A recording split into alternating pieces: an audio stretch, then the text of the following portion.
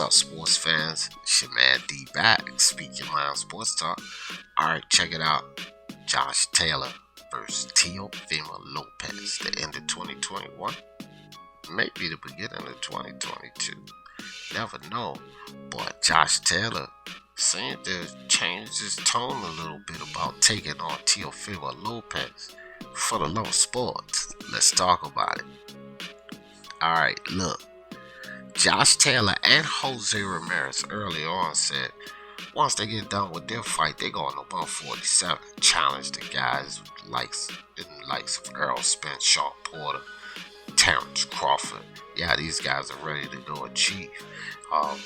They didn't want to waste time. I mean, they felt like after they won 4-belt undisputed, nothing else left to do but move up and accomplish more. However, Josh Taylor's been singing a different tune here lately. And it has a lot to do with Teofimo Lopez. But I was reading an article in Boxing Scene, Josh Taylor, Teofimo Lopez's ego has exploded. I'd like to cut him down. So let's dig into this article a bit. Josh Taylor says he's not ruling out a future showdown with Teofimo Lopez, but believes the unbeaten boxer has more to achieve at the lightweight before meeting him. Unified WBA and IBF junior welterweight champion Taylor is awaiting confirmation on a clash with unified WBC and WBO titleist Jose Ramiez for the undisputed crown. And you know, speaking of that undisputed crown, maybe that's something that Josh Taylor might want to focus on. You know, they always say don't look past the guy that's ahead of you. And Jose Ramiez is very, very dangerous. That's a fight that Josh Taylor's going to have to stay focused on. I mean, you know, I like the confidence in the fighter, but wouldn't be too concerned about tearing Teofimo down before you worry about getting past Jose Ramiez. Now, I personally picked Josh Taylor to beat Jose Ramiez. I'm actually a fan of Josh Taylor.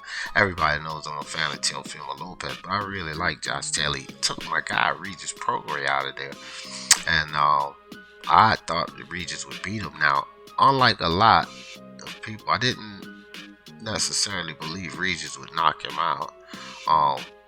But, you know, I did think Regis would win. I thought Regis could knock him out, but I didn't, you know, necessarily think that that was a given. But Josh Taylor came up, and he came to fight, and he showed out, man. And it was a great fight, a match that actually warrants a rematch.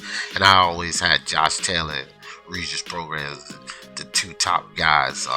But we'll just have to see. But Josh Taylor goes on to say it's another fight that can happen. I'm not ruling it out, Taylor told pro boxing fans. But I think he needs to defend his titles. Forget about me at the minute. There's a lot of good fights at the lightweight there that he can prove that he's the best, completely secure his legacy at lightweight. So yeah, again, another one that comes up. I believe I'll beat him as well. I do believe I can beat him as well. It's funny how his ego just exploded now. But I like to take him down, cut him down to size. What Josh Taylor says about Teofimo Lopez. And hey man, I can't lie, I like to hear that kind of stuff. You like to hear this confidence, this bravado, this, you know, self-worth in these guys that know that they can take them all on. But you gotta worry about that guy in front of you, you know, because Josh Taylor, look, Jose Ramiez is a dangerous guy, you know, and he's coming to fight, so got to get past that one. And I hope that he does, and I hope that he keeps his word. Politics don't get involved, and they actually have that fight. You know, if Jose Ramiez was to win, I think that he would probably move up. I hadn't heard him talk much about Teofimo Lopez, but we would have to see. Josh Taylor goes on to says, I do believe he fights one way, and it's the only way he fights, so we'll see what happens on fight night. But I believe I can outbox him. I believe I can outfight him, and I can outpunch him. I just believe it's my fight to lose. It'll be a good fight while it lasts. I do believe that I'm going to knock him out. Woo! Josh talking heat. I do believe I'm going to walk him into a shot, if not outgun him and walk him onto a shot as well. It'll definitely be a great fight while it lasts. Again, there with that while it lasts, it'll be fully action 100% because he comes to fight and leaves it all in the ring, and I certainly come to fight as well. All right, there's not going to be any running. There's not going to be any trying to steal the fight. It's going to be a fire with fire, and I believe I've got the bigger guns. Josh Taylor, man. Josh Taylor. And look, I'll tell you right now, I'm going for my guy Teofimo Lopez. And, but I wouldn't be surprised to see Josh Taylor win because this guy's a fighter. Kung Pong, that guy, he just fought. That body shot he put him out of there with. Man, Josh Taylor, man, he's a mean guy. And Teofimo Lopez is going to have to watch his ass.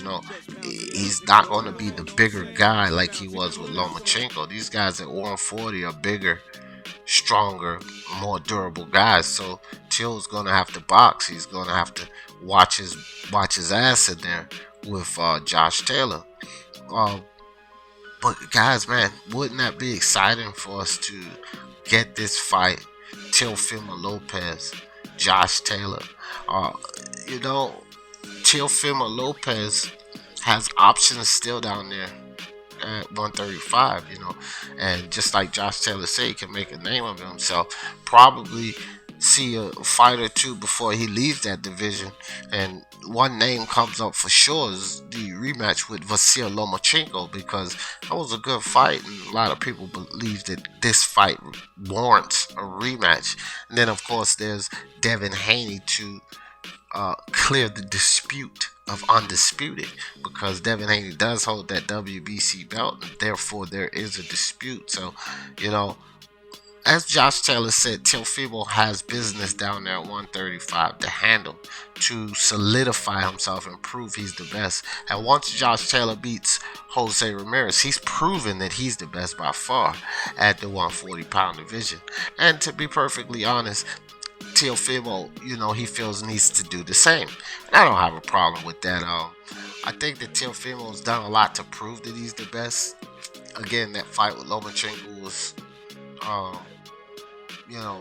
really close. Lomachenko kind of played it safe and played off of Teofimo the first half of that fight, but he really came on and made a fight of it.